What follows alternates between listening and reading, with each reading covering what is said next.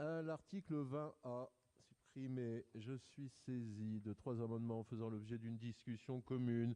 Un 18 rectifié, c'est Monsieur Larcher qui le défend. Monsieur Larcher. Merci, Monsieur le Président. La politique mémorielle de l'esclavage colonial repose aujourd'hui sur un imbroglio juridique qu'il convient de clarifier.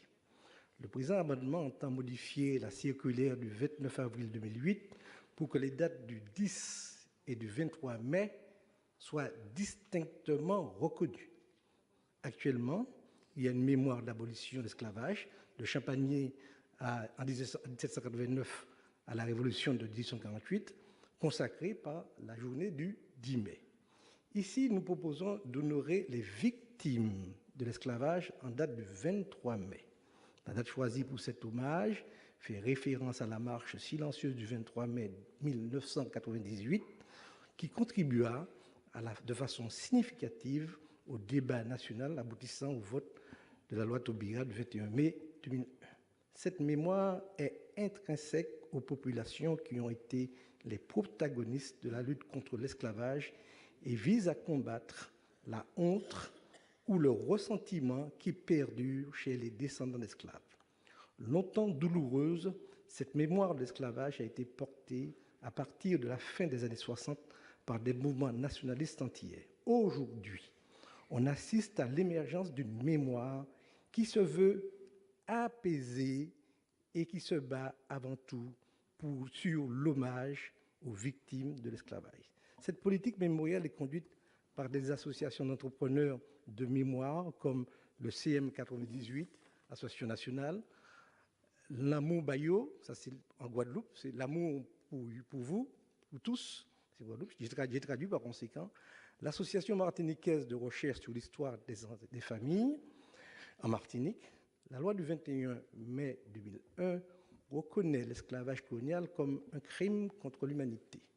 La République serait donc fidèle à ses principes et à ses pratiques en matière de commémoration des crimes contre l'humanité si elle rendait un hommage solennel et national aux victimes de ce crime dont les descendants sont aujourd'hui nos concitoyens de la Guadeloupe, de la Guyane, de la Martinique, de Mayotte et de la Réunion, mais aussi de l'Hexagone.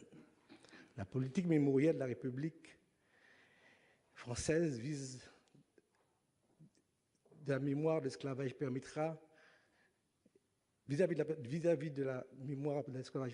de faire émerger une nouvelle citoyenneté, un nouveau contrat entre les Outre-mer et la République. Cette histoire est encore méconnue des Français, des citoyens français, car il n'y a pas eu esclavage colonial sur le sol hexagonal. La République se doit de se positionner clairement sous la ligne mémorielle qu'il entend soutenir, car cela participe à cette reconstruction, à cette construction identitaire. Ne pas le faire maintiendrait ces débats dans un prisme communautaire.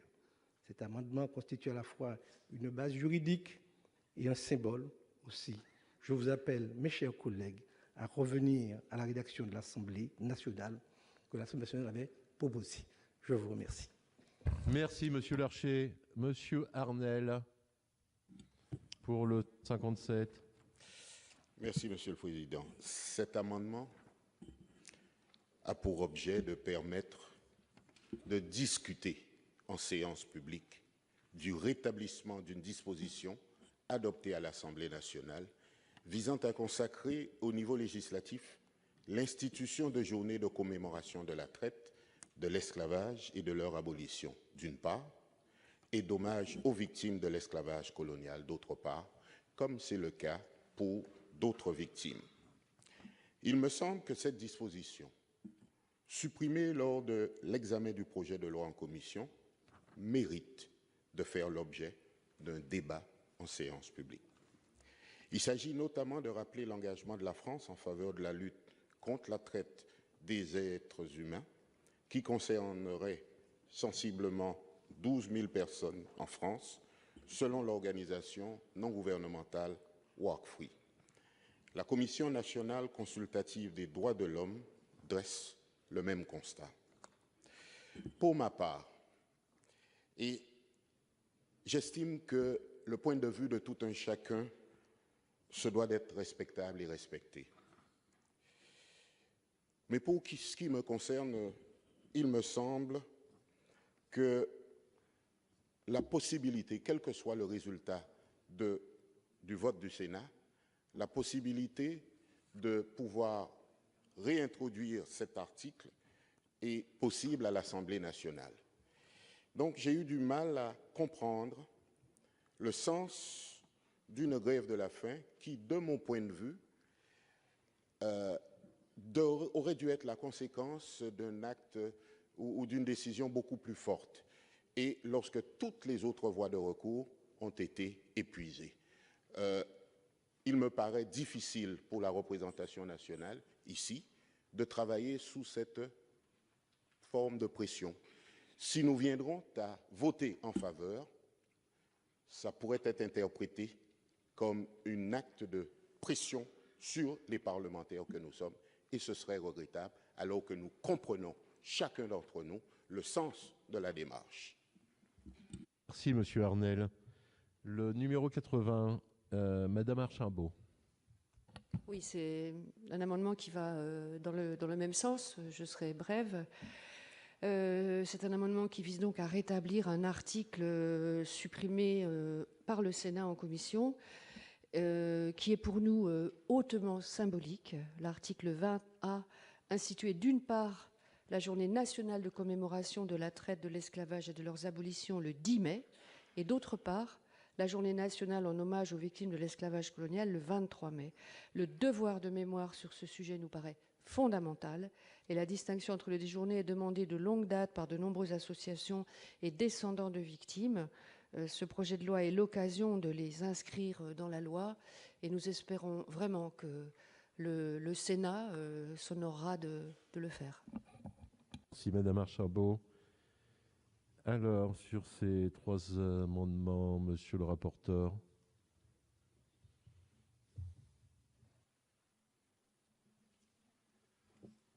Oui, Monsieur le Président, permettrait de dire plusieurs choses à cet effet.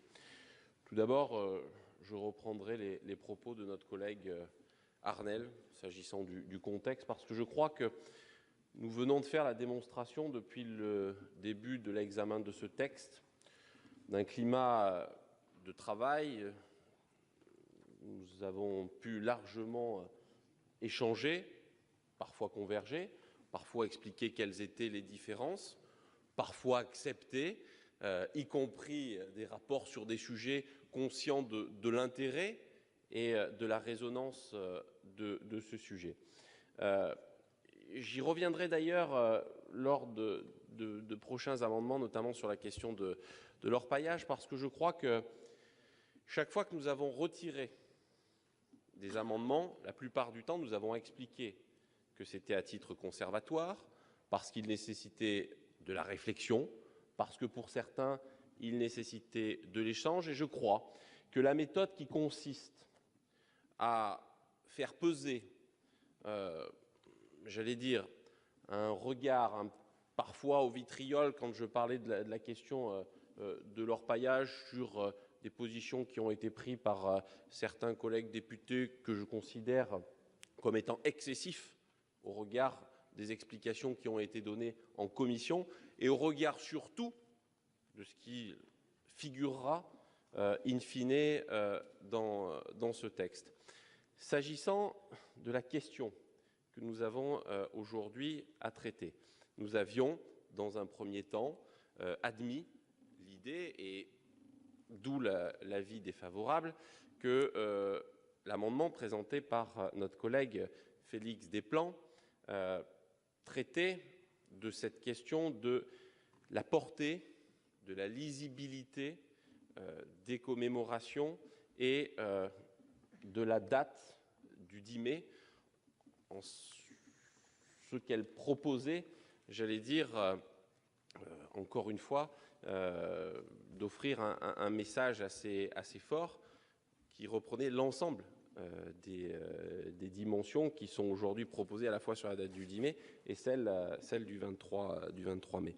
Ensuite, je crois que nous avons fait œuvre utile en auditionnant, notamment avec la commission des lois, mais pas que, l'ensemble de celles et ceux qui ont travaillé, qui ont produit des contributions écrites, qui ont nourri depuis longtemps maintenant des réflexions sur cette question. Donc je crois qu'il y a eu un grand respect, il y a eu une volonté de regarder le problème et de regarder la question telle qu'elle se pose. Et puis, je voudrais ajouter un élément, puisque le président de la République a souhaité lancer le 10 mai dernier une fondation pour la mémoire de l'esclavage, de la traite et des abolitions, et qu'il nous semblait peut-être intéressant que cette fondation puisse avoir un regard, parce que là on est bien au cœur du sujet, sur cette question.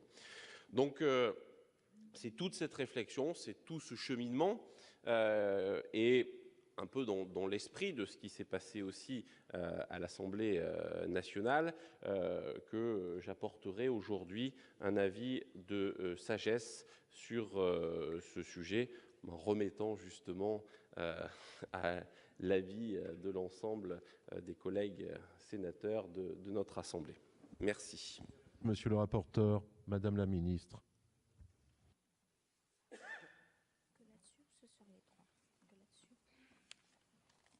C'est un avis que sur les 3 amendements, Monsieur le Président. Oui, Madame la ministre. Parce que mes avis seront différents. Alors, sur l'amendement de Monsieur Larcher, d'abord un mot de façon très pour poser la voix que nous portons, la position du gouvernement, qui est la même que celle que nous avons tenue à l'Assemblée nationale. À l'Assemblée nationale et ce soir, nous serons dans une position de sagesse. Pourquoi ? Parce que le gouvernement, et ce gouvernement, depuis 2012, a mené une tâche considérable autour du travail de mémoire. Et en particulier pour que la mémoire des Outre-mer fasse partie intégrante de la mémoire de France. Donc il n'y a pas d'échappatoire ou de volonté d'échapper à ce débat. Nous y sommes, nous avons pris des mesures, nous y avons participé. La deuxième chose, c'est que effectivement, le président de la République s'est engagé à créer une fondation. Et nous sommes aujourd'hui dans le travail, la fin du travail de la préfiguration de cette fondation. Et c'est ce travail la mission présidée par Lionel Zinzou qui arrive à son terme. Et cette fondation, à terme, aura aussi cette mission de continuer à travailler dans la sérénité et dans le respect, le grand respect du travail des historiens, du travail de nombreux militants, de nombreuses personnes qui ont, pendant de très nombreuses années, attiré notre attention sur les Outre-mer, la mémoire des Outre-mer. Et c'est à leur honneur, et c'est à l'honneur de ce gouvernement d'avoir pris l'ampleur de la tâche, d'avoir pris toute la mesure de la tâche. Et pour continuer dans la sérénité et que cette mémoire puisse nous réunir, nous projeter vers l'avenir, nous permettre de continuer avec ce que nous sommes, c'est pour cela que cette fondation pourra nous apporter ce cadre serein pour déterminer ou pas sur d'autres sujets très importants autour de la mémoire. Donc voilà, c'est pour cela et pour ces raisons, les mêmes d'ailleurs, qui ont fait que nous avions cette position de sagesse. Sur l'amendement de M. Larcher, sagesse. Sur les 2 amendements suivants, mais là c'est vraiment technique, c'est que la rédaction des 2 autres amendements sont différents. Et dans vos amendements, Madame Archimbaud, et également dans les amendements présentés par Monsieur Arnel, il y a dans votre rédaction un risque confirmé que si nous l'adoptions, les jours de célébration déterminés par chaque territoire par exemple à la réunion de 20 décembre, disparaîtrait. Donc c'est pour ce problème de rédaction de ces deux amendements, c'est pour cette seule raison que nous allons émettre un avis défavorable. À défaut, ça aurait été un avis de sagesse. Je m'excuse, Madame la Ministre, je vous remercie d'abord, mais celui de Monsieur Arnel a été rectifié, ce qui fait qu'il est identique à celui de Monsieur Larcher. Voilà. C'était une petite rectification. Madame Archambault pour explication de vote et ensuite Madame la Présidente. Non, simplement nous avons bien compris qu'il y avait un problème technique, il y a une petite erreur dans notre amendement, donc c'est absolument pas un problème de fond, donc nous allons le retirer, puisque nous sommes d'accord, évidemment, totalement en accord avec les textes des deux autres amendements. C'était vraiment une erreur technique. Je vous remercie. Madame la Présidente Assassi. Oui, merci Monsieur le Président. C'est une explication de vote sur l'amendement déposé notamment par notre collègue Larcher. Je crois que aujourd'hui, on peut s'accorder sur l'idée que la disposition qui est proposée par l'article 20A n'est pas consensuelle. Ce qui me fait dire qu'elle méritait ou qu'elle mériterait un débat de fond sur la colonisation et ses conséquences d'une part, et sur la politique mémorielle française d'autre part. Alors, comme nous l'avons fait à plusieurs reprises lors de plusieurs débats, et particulièrement par la plume de mon collègue Patrick Abbat en juillet 2015 et ma collègue Brigitte Gontier-Morin en janvier 2016, nous rappelons qu'aujourd'hui, à nos yeux, la multiplication des journées de commémoration ne peut que diluer un message pourtant essentiel tout en créant de la confusion.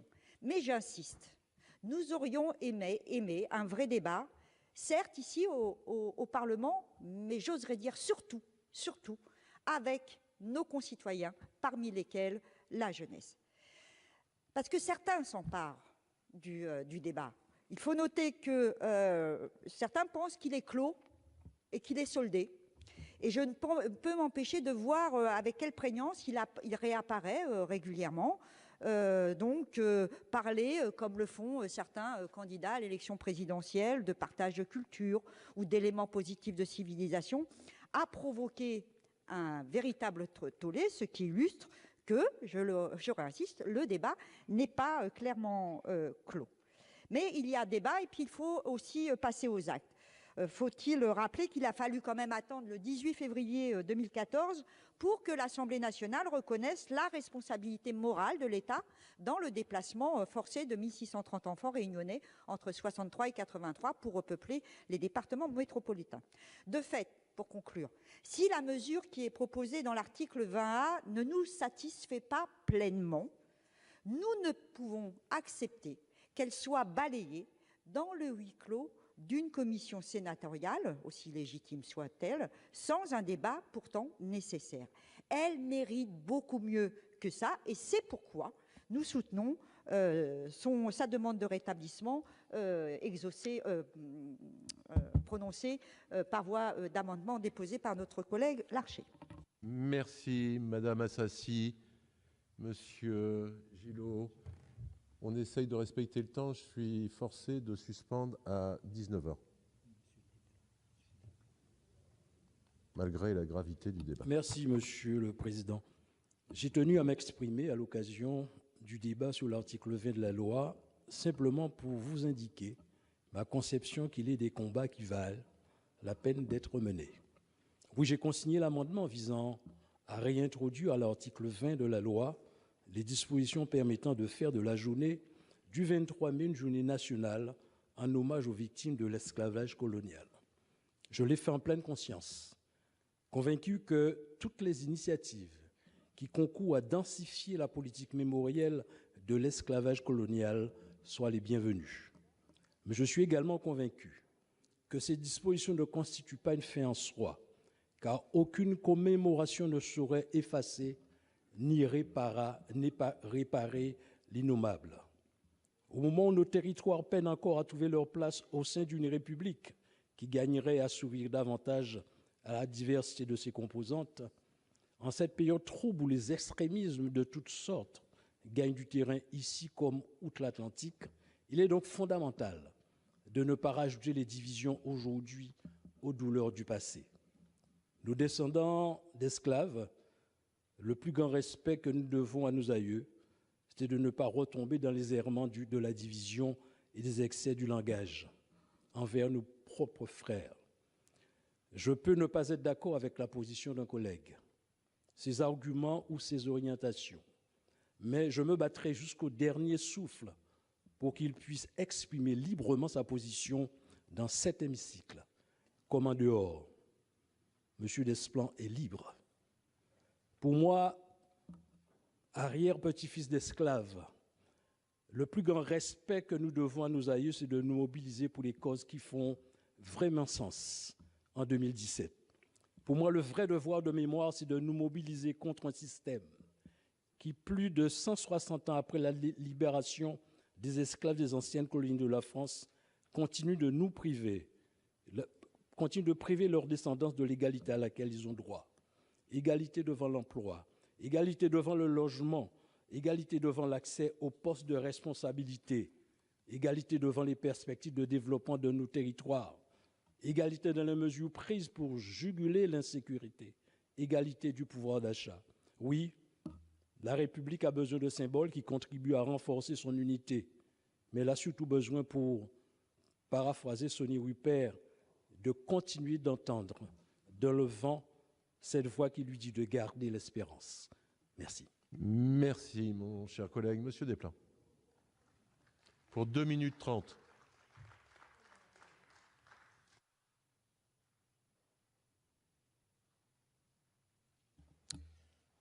Monsieur le Président, Madame la Ministre, mes chers collègues, que mes collègues se rassurent, je ne suis ni dans la singularisation, ni dans la provocation, ni dans la séduction, ni dans la démagogie.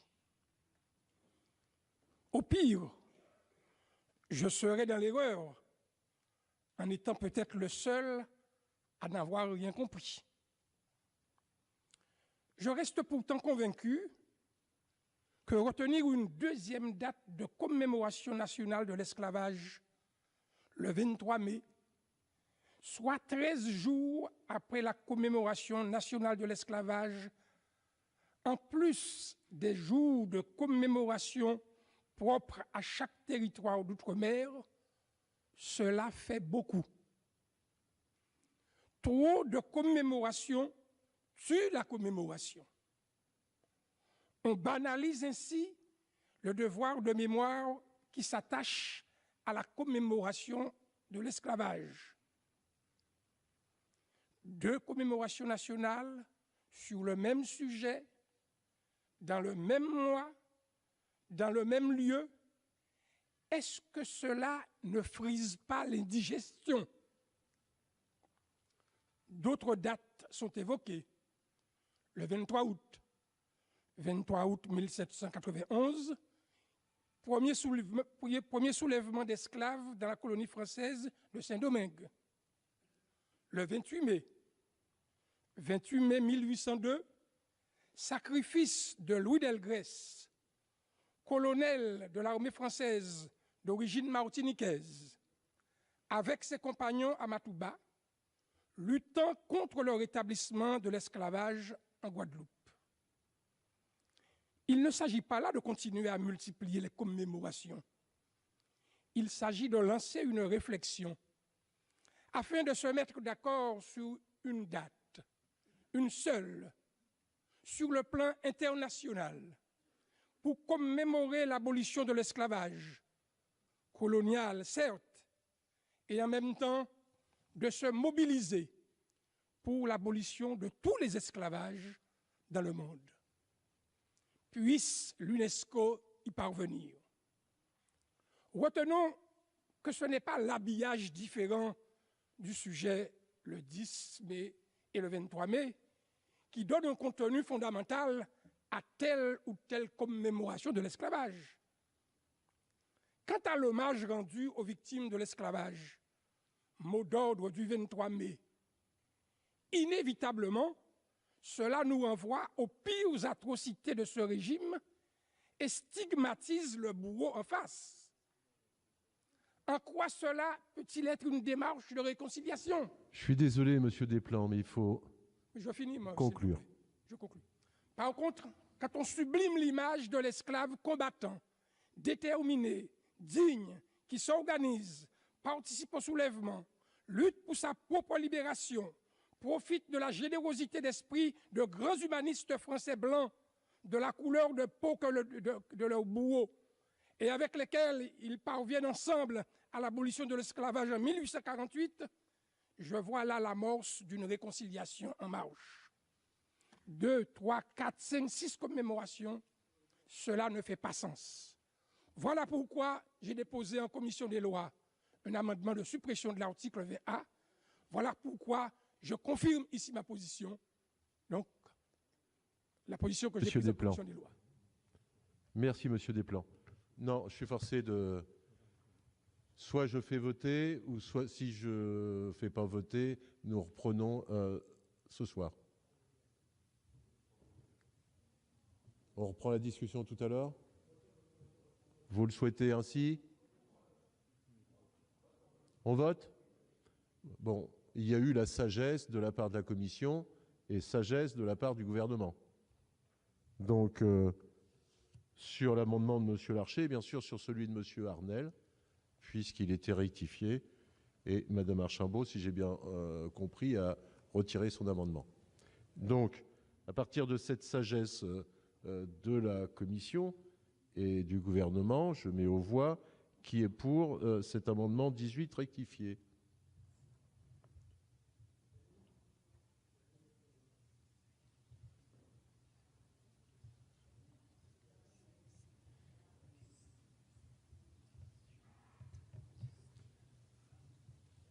Qui est contre?